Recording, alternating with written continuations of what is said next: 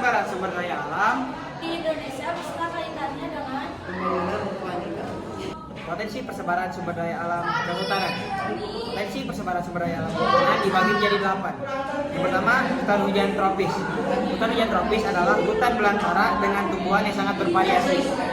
Hutan hujan tropis banyak terdapat di wilayah-wilayah dengan curah hujan tahunan minimum berkisar antara 1.750 mm sampai 2.000 mm dan rata-rata temperatur bulanan 18 derajat Celcius sepanjang tahun. Ketinggian sekitar 1.200 mdpl. Hutan hujan seperti ini terdapat di Pulau Sumatera, Kalimantan, dan Papua. Yang kedua, hutan musim. Hutan musim disebut juga hutan monsun. Hutan ini merupakan hutan campuran yang terdapat di daerah dengan curah hujan tahunan antara 1.500 sampai 4.000 mm yang dikombinasikan dengan bulan-bulan kering selama 4 sampai 6 bulan. Hutan musim banyak ditemukan di Indonesia bagian tengah seperti Jawa Tengah, Jawa Timur, sampai Nusa Tenggara. Yang ketiga, hutan hujan pegunungan. Hutan hujan pegunungan terdapat pohon-pohon yang selalu menghijau karena tidak pernah menggugurkan daun. Hutan hujan pegunungan terbagi menjadi 3 subzona, yakni submontana ketinggian 1.000 sampai 1.500 mdpl, montana 1.000 sampai 2.400 mdpl, dan subalpin lebih dari 2.400 mdpl. Hutan hujan pegunungan antara lain tersebar di Sumatera, Sulawesi, Kalimantan, dan Papua. Kelima, hutan mangrove. Hutan mangrove disebut juga hutan pantai, hutan pasang surut, hutan payau, atau hutan bakau. Hutan mangrove merupakan formasi hutan khas tropika. Hutan ini disebut hutan bakau karena hutan ini didominasi oleh jenis bakau.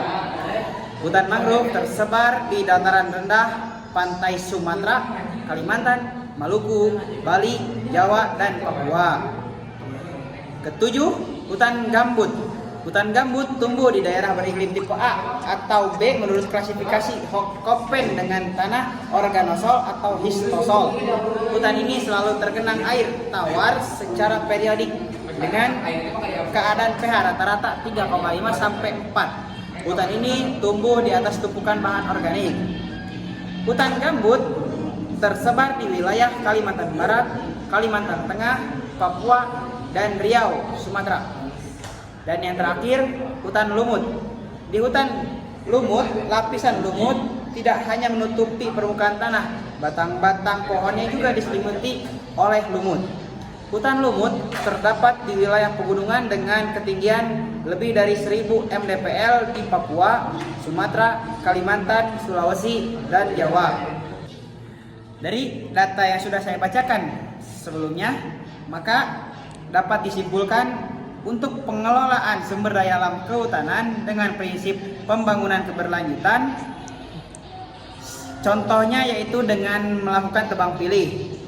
Yang kedua, dengan melakukan reboisasi. Maka Ibu, saya di sini akan menjelaskan tentang potensi dan persebaran pertambangan. Pertambangan adalah sebagian atau seluruh tahapan kegiatan penelitian, pengelolaan, dan pengusahaan bahan tambang, mineral, batu bara atau gas dan minyak bumi yang meliputi penyelidikan umum, eksploitasi, studi kelayakan, konstruksi, penambangan, pengelolaan, dan pemurnian, pengangkutan dan penjualan serta kegiatan pertambangan. Pertambangan dibagi ke beberapa bagian, yaitu minyak bumi, gas bumi, batu bara, emas dan perak, tembaga, bauksit, nikel, dan timah, intan, dan magan. Pertama, minyak bumi. Minyak bumi adalah hasil proses alami berupa hidrogen yang dalam kondisi tertekan dan temperatur atmosfer berupa fase cair atau padat, termasuk aspal, lilin, mineral, dan ozon dan bitumen yang diperoleh dari proses penambangan.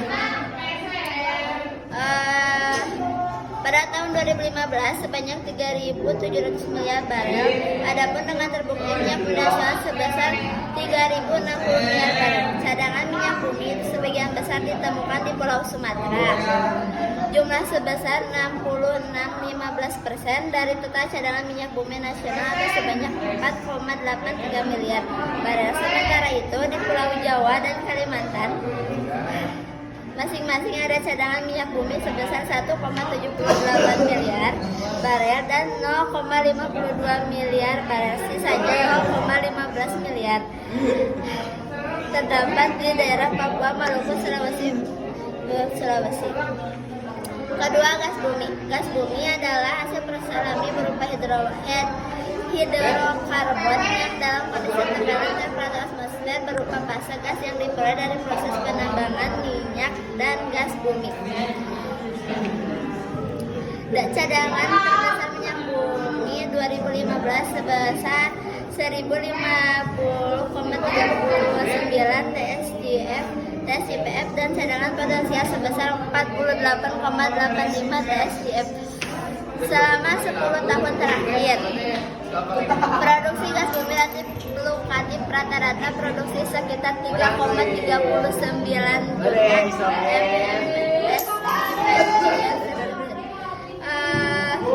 Persebaran gas bumi ada di Aceh, Sumatera Utara, Sumatera Tengah, Sumatera Selatan, Natuna, Jawa Barat, Jawa Timur, Kabupaten Banten, Sulawesi, Maluku, dan Papua.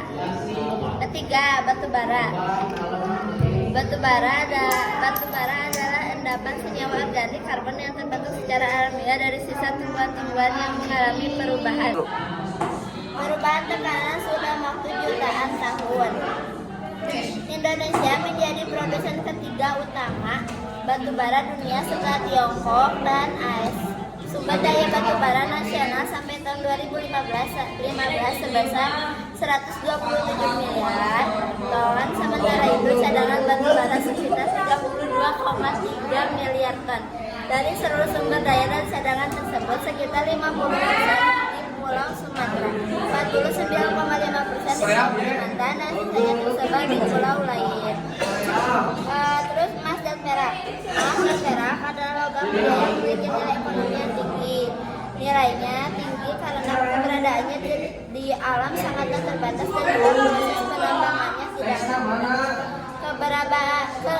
Keberadaan emas dan perak dan tembaga ini berasosiasi dengan keberadaan batu di jalur hutan utama.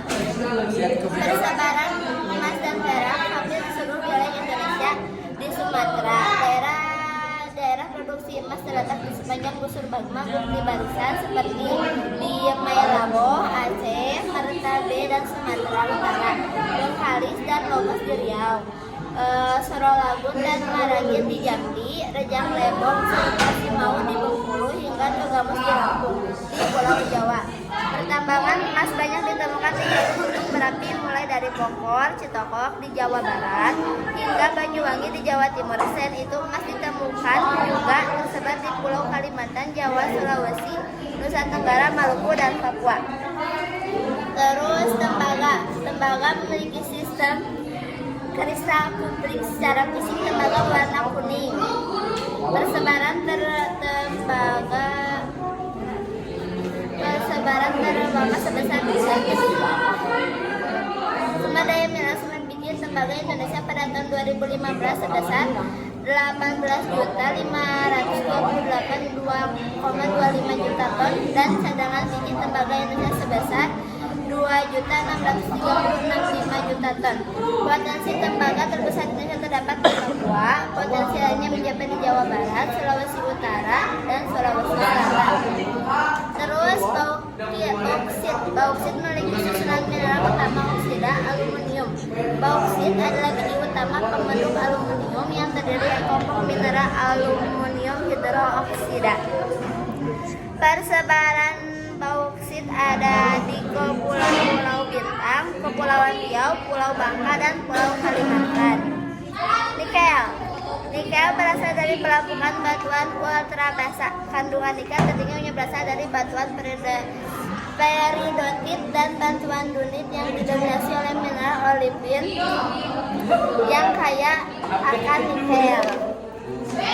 Persebaran nikel ada di Pulau Sulawesi, Kalimantan, bagian Tenggara, Maluku, dan Papua. Timah merupakan salah satu mineral logam. Warnanya putih keperakan dan kekerasan yang rendah, berat jenisnya 7,3 gram cm. Timah tidak mudah peroksidasi terhadap karat dan korosi, serta punya sifat konduktivitas panas dan listrik yang tinggi. Persebaran timah ada di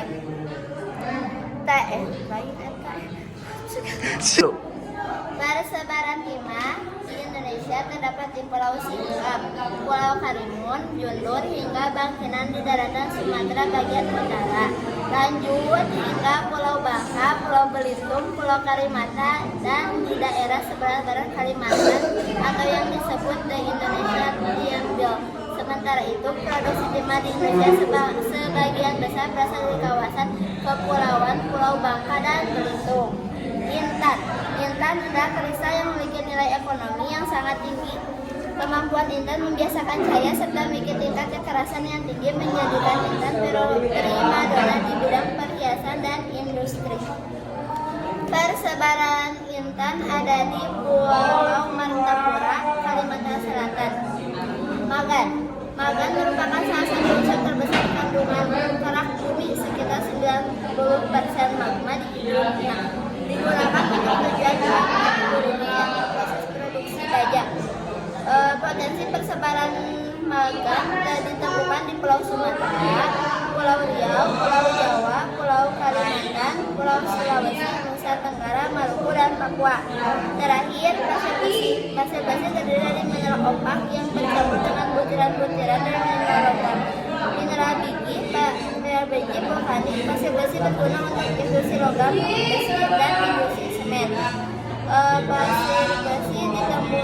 Persebaran pasir besi ada di Sumatera, Lombok, Sumbawa, Sumba, dan Flores. 3. Potensi dan persebaran sumber daya alam kelautan. Indonesia memiliki laut yang luas dengan potensi sumber daya kelautan yang sangat kaya. Ekosistem laut Indonesia antara lain mencakup hutan mangrove, terumbu karang, dan juga padang lamun. Hutan mangrove adalah hutan khas yang hidup di sepanjang pantai atau estuari di daerah tropis yang dipengaruhi oleh pasang surut air laut. Yang kedua, lamun. Hutan lamun. Lamun adalah tumbuhan tinggi yang sudah sepenuhnya menyesuaikan diri hidup terendam di dalam air laut. Yang ketiga, terumbu karang. Terumbu karang adalah bangunan kapur bawah laut yang dibentuk oleh jasad hidup seperti karang batu dan alga berkapur. Potensi laut Indonesia tersebar dalam 18 ekoregion sebagai berikut. Yang pertama, ekoregion Samudra Hindia sebelah barat Sumatera. Yang kedua, ekoregion Samudra Hindia sebelah selatan Jawa. Yang ketiga, ekoregion Selat Malaka. Yang keempat, ekoregion Laut Natuna. Yang kelima, ekoregion Selat Karimata. Yang keenam, ekoregion Laut Jawa. Yang ketujuh, ekoregion Laut Sulawesi. Dan yang kedelapan, ekoregion Selat Makassar. Yang kesembilan, ekoregion perairan Bali dan Nusa Tenggara. Yang ke-10, ekoregion Teluk Tomini di antara Sulawesi Utara dan Sulawesi Tengah. Yang 11, ekoregion Laut Halmahera. Yang ke-12, ekoregion Laut Banda sebelah timur Sulawesi. Yang ke-13, ekoregion Laut Banda sebelah selatan Sulawesi dan Teluk Bone. Yang ke-14, ekoregion Laut Seram dan Teluk Bintuni. Yang ke-15, Laut Banda. Yang ke-16, ekoregion Samudra Pasifik sebelah utara Papua. Yang ke-17, ekoregion Teluk Cendrawasih. Dan yang terakhir, ekoregion Laut Arafura. Persebaran pariwisata di Indonesia. Di Sumatera, KSPN Emberala Pratendau, KSPN Simberan Utama, KSPN Enggano.